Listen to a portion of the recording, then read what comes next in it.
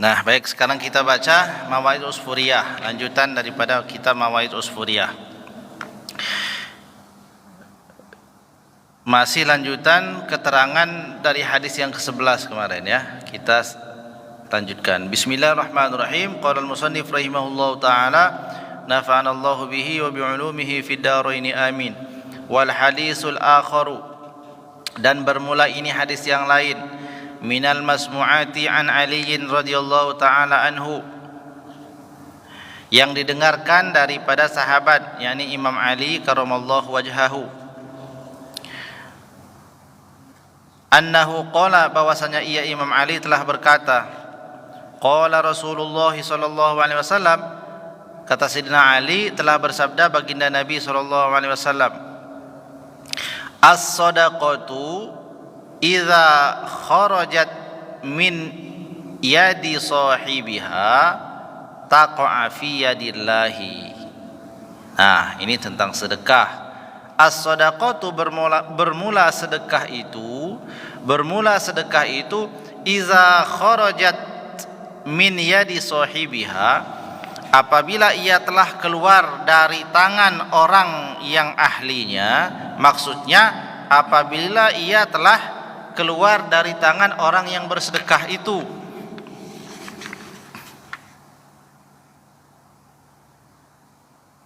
Taqa'a fi yadillahi, jatuhlah ia pada tangannya Allah.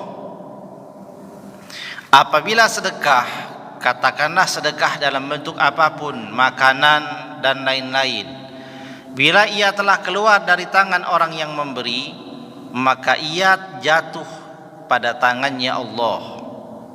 Tangannya Allah maksudnya di sini bahwa ia sudah diterima Allah, bukan jatuh ke tangan Allah seperti tangan kita. Ini termasuk bagian daripada hadis yang membutuhkan penakwilan, penafsiran terhadap makna.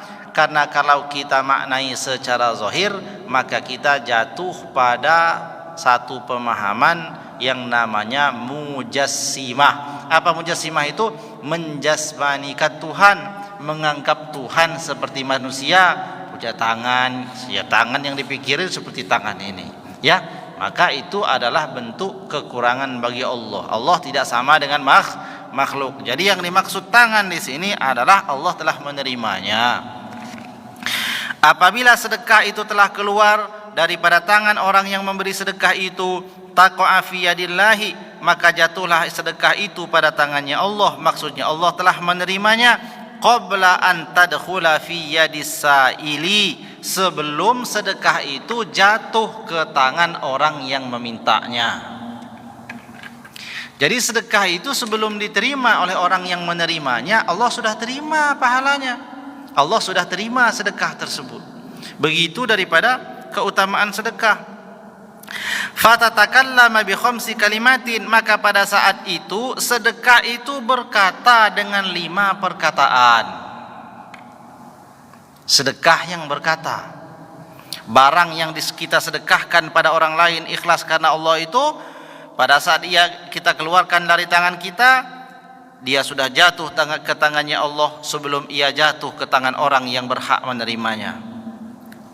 Sudah Allah terima itu. Fatatakallama bi khamsi kalimatin, maka sedekah itu berkata dengan 5 kalimat. Awwaluha, kalimat pertama yang dikatakan oleh sedekah itu, taqulu, ia berkata. Apa kata sedekah itu? Kuntu saghiran fakabbartani.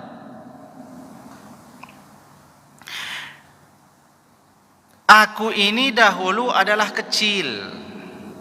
Fakabbartani, lalu engkau menjadikan aku menjadi besar. Kalau orang bersedekah permen 1, permen itu besar atau kecil? Kecil. Tapi gara-gara dia disedekahkan, permen itu menjadi besar. Bukan menjadi besar langsung menjadi permen sebesar apa? Sebesar bola, bukan. Tapi nilainya yang dulu sangat kecil itu menjadi begitu besar karena disedekahkan. Wa kuntu qalilan, dan aku dahulu adalah sedikit, fakassartani, lalu engkau menjadikannya menjadi banyak. Jadi sedekah yang kecil menjadi besar, barang yang kecil bila disedekahkan jadi besar, barang yang sedikit disedekahkan jadi banyak.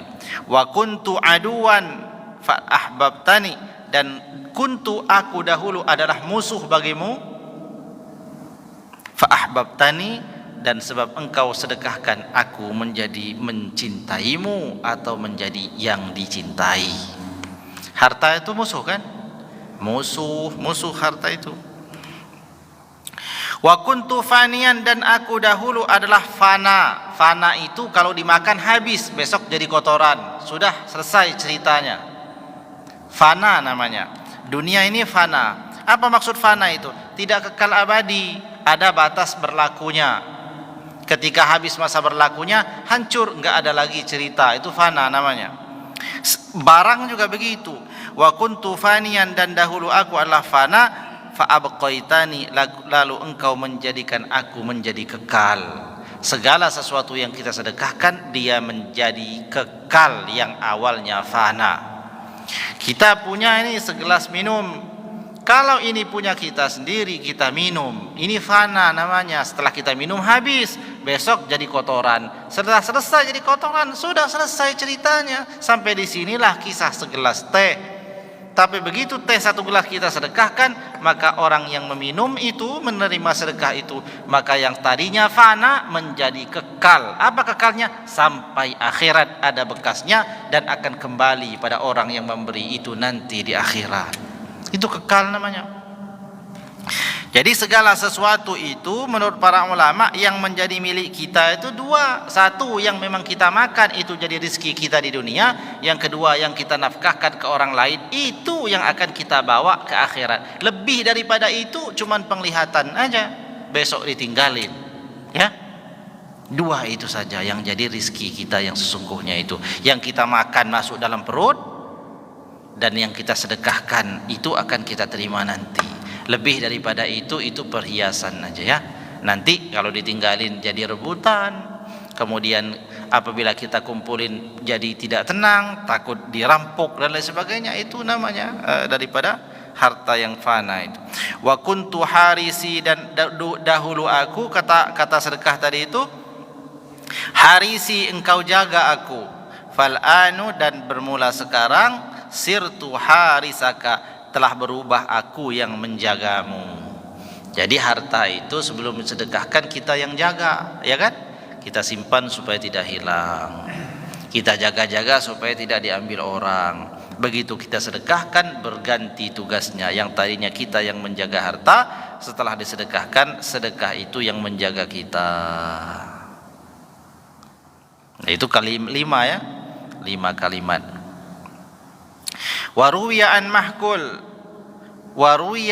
Makhul Asyami, dan diriwayatkan daripada Makhul Asyami rahmatullah alaihi, qala, ia berkata, iza tasaddaqal mu'minu sadaqatan rudiya biha anhu, bila seseorang yang beriman itu melaksanakan sedekah yang ia ridho terhadapnya. Nah, ini maksudnya sedekah yang dia ridho, bukan sedekah yang diikuti dengan caci maki. Ada orang datang ke rumahnya, tuh Pak, sedekahnya Pak, dikasih ya, tapi ngasihnya nggak cuma sedekah, tapi ngasih omongan juga yang nggak enak omongannya. Nah, itu nggak jadi itu ya.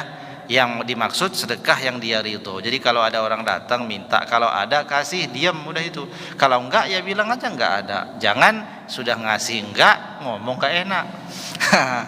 Parah itu. Termasuk juga ngasih kita tapi menyakiti hati orang yang kita beri. Itu pun seperti apa?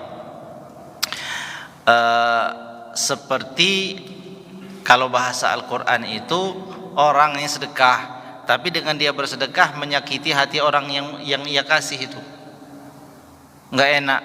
Itu seperti ia meletakkan debu di tengah malam di atas pohon, di atas batu hitam yang licin, yang di situ tiada lampunya. Kelihatan enggak kira-kira? Ada debu warnanya hitam diletakkan di atas batu besar yang warnanya hitam di tengah malam gelap tanpa lampu. Kelihatan enggak itu? Enggak kelihatan. Berarti sedekahnya enggak ada artinya. Nah, sedekah yang besar faedahnya itu sedekah yang dia ridho.